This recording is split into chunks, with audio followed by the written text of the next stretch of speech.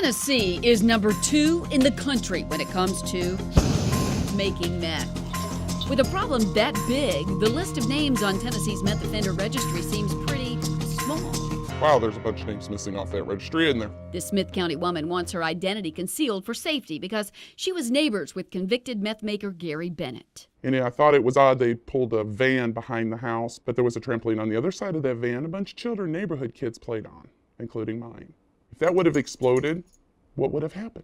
Nothing exploded here, but it did at Bennett's next stop, the Travel Inn in Lebanon, where police say his meth lab blew up. It shook the whole building, and they came down, the walls completely gone. After Bennett's conviction April 3rd, Fox 17 kept checking the registry for his name. It took more than a month for his name to be added in Wilson County, a county that only started adding names to the meth registry in 2011, 5 years after it was created. He's definitely a candidate or somebody that should be within or on the meth offender registry system. I searched the registry and found in Smith County, where Bennett's accused of first making meth, the clerk here only added 6 names to the meth registry in 8 years. Yet, the county had 12 meth convictions just last year alone.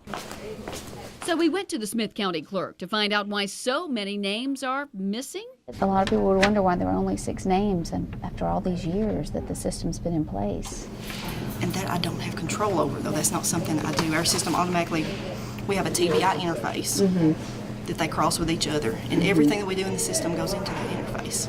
In her defense, Angie Hunter's new in this position, only on the job 6 months, but that interface or some aspect of the county reporting system is not working. It has not worked because we're not getting the proper reporting from the counties. Smith County's not alone. A spot check of other counties shows Rutherford is behind too on adding names.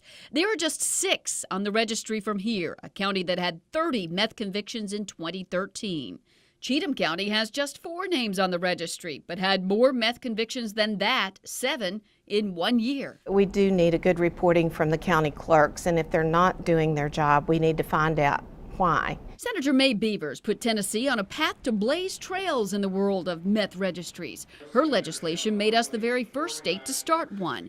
It cost taxpayers $10 grand to set it up in 2005 and $5,000 every year for the TBI to maintain it. The grand total so far, about $50,000.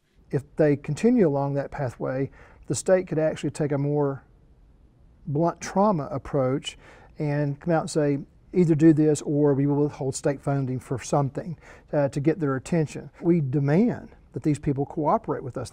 Cooperation is key if pharmacists are going to do their part to curb meth. You see, the registry isn't just a name and shame strategy. Good to see you again. You see, pharmacists like Andrew Finney of Gallatin also use these names in a system called NPLEX, National Precursor Log Exchange, to stop the sale of pseudoephedrine, a main ingredient in some cold medicines and in meth. Gives them basically a yes or a no as to whether or not they can sell the product.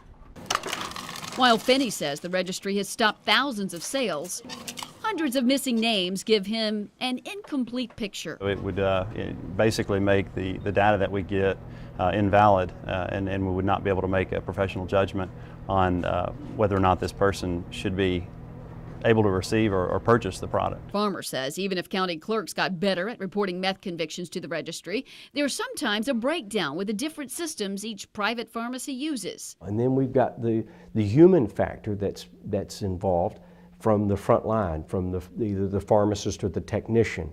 You know, what did they get? Did they get all of the information? Did they run it? Did they rewrite it? Did they override it? There's a lot of moving parts here. Moving parts that keep the meth makers like Gary Bennett on the move. If you're manufacturing meth, if you're selling meth, if you've got a meth problem, you need to be on the registry.